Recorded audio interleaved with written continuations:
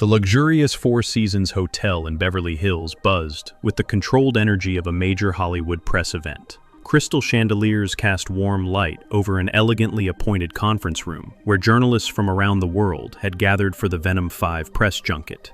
This wasn't just another sequel promotion. This was Tom Hardy's return to his most iconic character, and the stakes couldn't be higher. Hardy sat at the head of a polished mahogany table, flanked by studio executives and publicists who had orchestrated this carefully choreographed media blitz. At 46, he commanded the room with the confidence of someone who had navigated countless press tours. His dark suit was impeccably tailored, his signature beard perfectly groomed, and his piercing blue eyes surveyed the assembled journalists with practiced ease.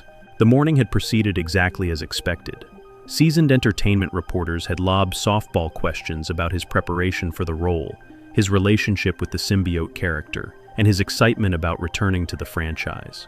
Hardy's responses were polished, quotable, and safely within the boundaries established by the studio's PR machine. "Tom, how does it feel to put on the symbiote suit again?" asked a veteran journalist from Entertainment Weekly. "It's like coming home," Hardy replied with a charming smile. "Venom and Eddie Brock have become such integral parts of who I am as an actor. Every time I step back into that world, I discover something new about both characters." The publicists nodded approvingly. This was exactly the kind of content they wanted, enthusiastic but controlled, personal but not too revealing. As the morning session wound down, Hardy's team prepared for the individual interviews that would make up the afternoon schedule. These one-on-one sessions were typically even more manageable, allowing for deeper conversations while maintaining complete control over the narrative. Jenny Martinez sat in the hotel lobby, her laptop bag clutched nervously in her hands as she reviewed her notes for what felt like the 100th time. At 26, she was the youngest journalist credentialed for the press event, representing a small entertainment blog that had somehow secured an interview slot through a last-minute cancellation. Jenny had been covering entertainment for less than 2 years, primarily writing reviews and conducting interviews with lesser-known actors and filmmakers. Landing a one-on-one with Tom Hardy felt surreal, the kind of opportunity that could transform her career if she handled it right. But Jenny had no intention of playing it safe. While other journalists seemed content to stick to approved talking points, she had spent weeks researching not just Venom 5, but Hardy's entire career trajectory, his public statements, and the broader implications of superhero films in contemporary culture. Her notebook was filled with questions that went far beyond the typical promotional interview. She wanted to explore the darker themes of the Venom franchise, Hardy's thoughts on violence in entertainment, and his responsibility as an actor in shaping popular culture.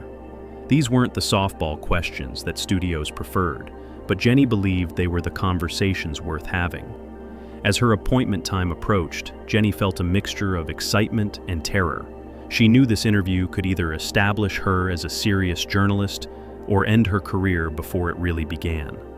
But she had decided that if she was going to get this opportunity, she would make it count.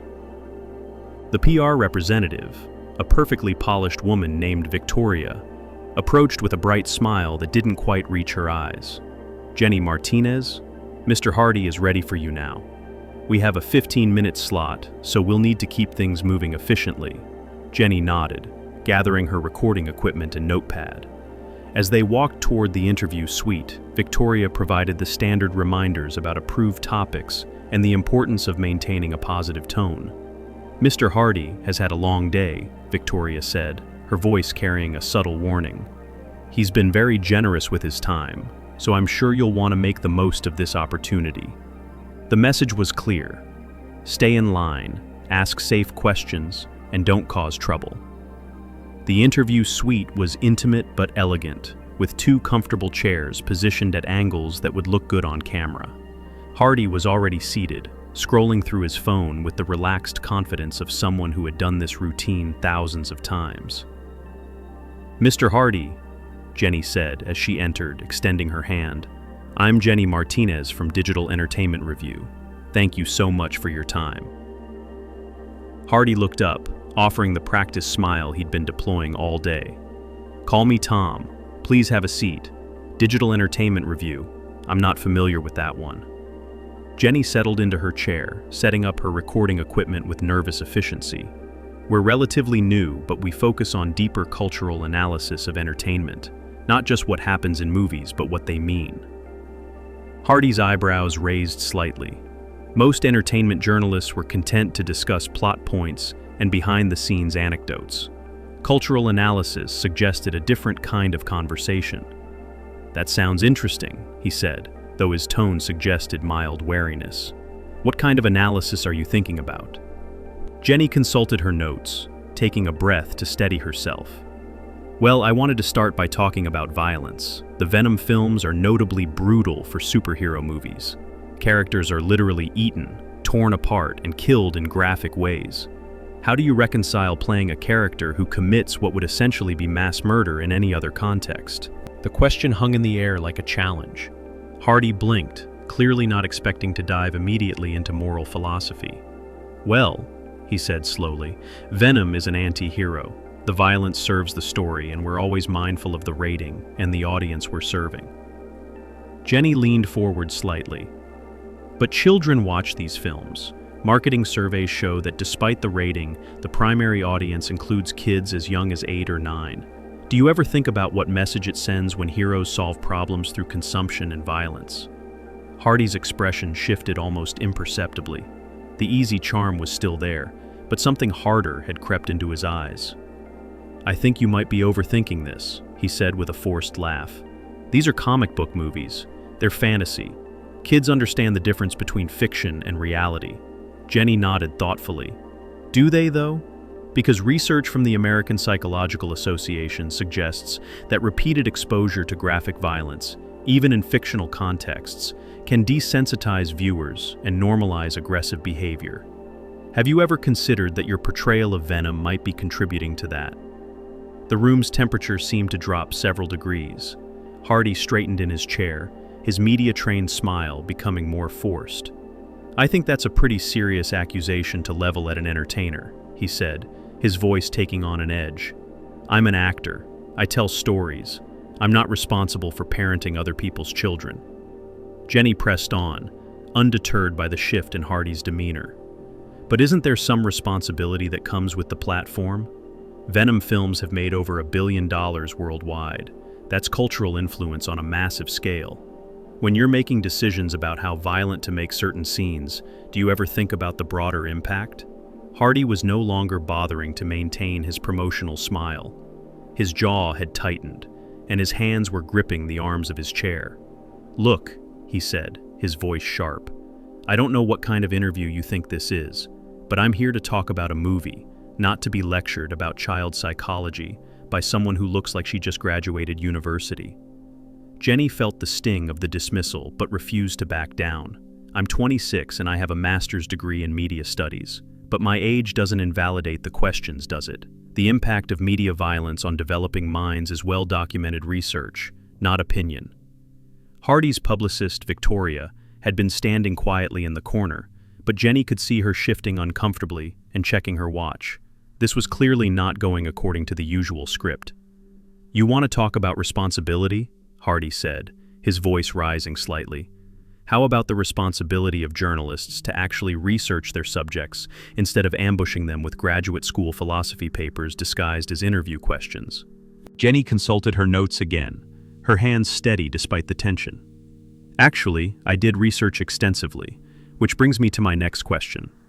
In 2019, you gave an interview where you said that playing violent characters had started to affect your personal life, that you were bringing that aggression home with you. You said you were seeing a therapist to work through it. But then you returned to Venom for 2 more films. How do you justify continuing to play a character that you've admitted harms your mental health?" The silence that followed was deafening. Hardy stared at Jenny with something approaching disbelief, as if he couldn't quite process what he'd just heard. "Are you seriously asking me about my therapy?" he said, his voice low and dangerous. "I'm asking about the contradiction," Jenny replied calmly. "You've publicly acknowledged that playing violent characters affects you negatively, but you continue to take those roles. It suggests either that the money is more important than your well-being, or that your previous statements were publicity tactics. Which is it?" Hardy stood up abruptly, his chair scraping against the floor. Victoria stepped forward, alarm written across her face. "This interview is over," Hardy said flatly. Jenny remained seated, her pen poised over her notepad. "Is it over because you don't like the questions, or because you don't have answers?" Hardy turned back toward her, his eyes blazing. "It's over because you don't know what you're talking about, and you're trying to turn a promotional interview into some kind of gotcha journalism."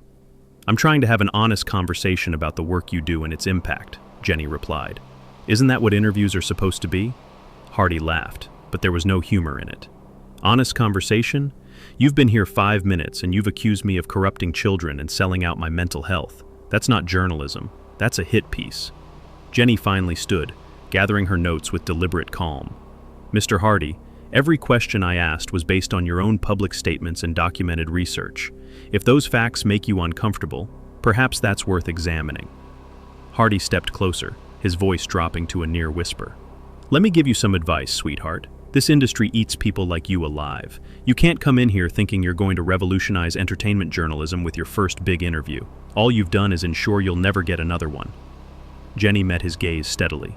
"And you've just shown everyone exactly who you are when someone asks you real questions instead of feeding you compliments." Victoria had moved between them now, her professional smile strained to breaking point. "I think we're done here," she said firmly. "Jenny, thank you for your time." As Jenny packed up her equipment, Hardy remained standing, watching her with unconcealed hostility. The charming movie star who had walked into the room had completely vanished, replaced by someone who looked like he wanted to continue the argument.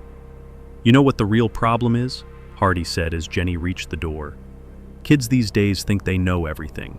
You've got your degree and your research, but you don't have the first clue about how this business actually works." Jenny paused at the threshold, looking back over her shoulder. Maybe that's exactly what this business needs. Someone who doesn't know how it works. The footage of Jenny Martinez's interview with Tom Hardy never officially saw the light of day. The studio's legal team made sure of that. But Jenny had live tweeted key moments during the interview, and her detailed account of Hardy's behavior spread across social media like wildfire. Within hours, #Venom interview was trending worldwide. Jenny's thread describing Hardy's dismissive attitude, his attempts to use her age against her credibility, and his angry reaction to substantive questions had been shared thousands of times. "Tom Hardy just proved exactly what's wrong with celebrity culture," wrote one viral tweet. "A young journalist asks legitimate questions about violence in media, and he tries to destroy her career instead of engaging with the issues." The entertainment industry's response was swift and divided. Established journalists who had built careers on maintaining access to stars criticized Jenny for breaking unwritten rules about promotional interviews. But a new generation of media critics hailed her as exactly the kind of journalist the industry needed. Hardy's team went into damage control mode immediately. Victoria issued a statement claiming that Jenny had been unprofessional and confrontational, and that Hardy had simply been protecting his time and energy.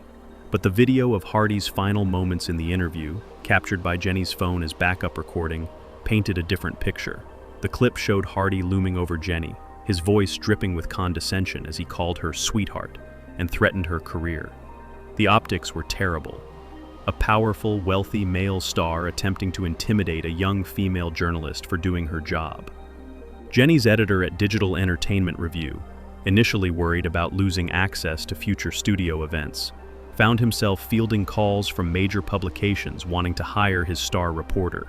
The controversy had transformed Jenny from an unknown blogger into one of the most talked about journalists in entertainment.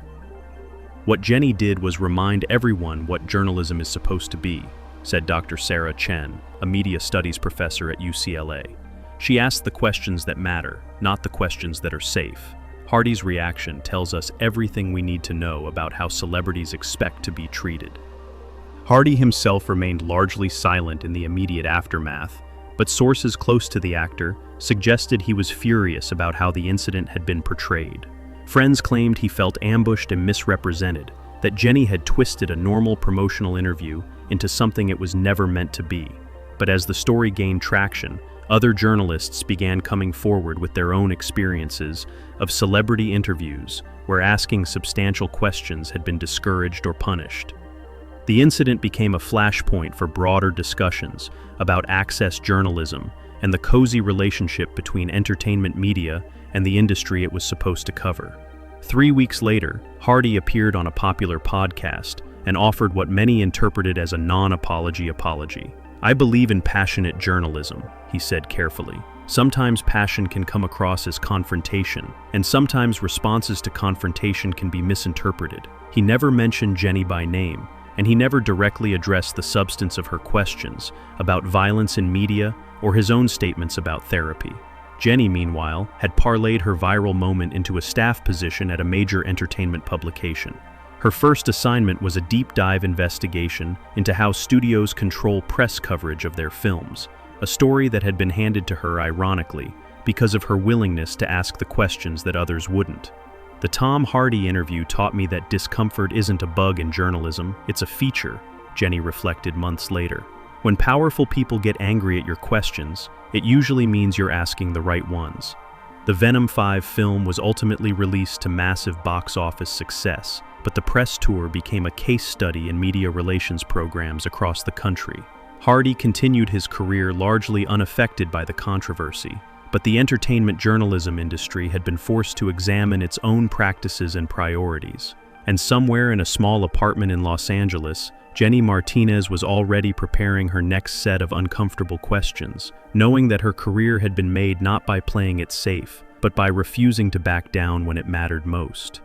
The interview that was supposed to promote a superhero movie had instead exposed the very human flaws in how celebrity culture operates, and launched a journalist who would never be content with asking safe questions again.